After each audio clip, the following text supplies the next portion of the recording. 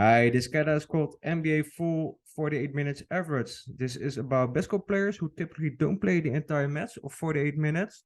But what we have to do is to write a function that takes two arguments, points per game and minutes per game, and we have to return a straight extrapolation of points per game for 48 minutes rounded to the nearest tenth.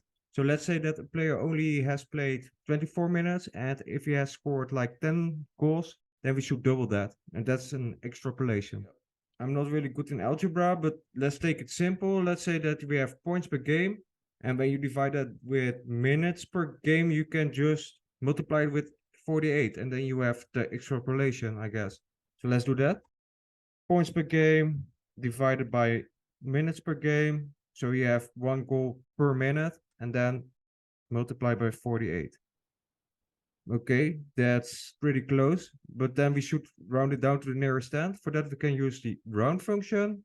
As the first argument, it will take the entire calculation, and the second argument will be the amount of decimals that we want to round it down to. In our case, only one, and that should be it, yeah.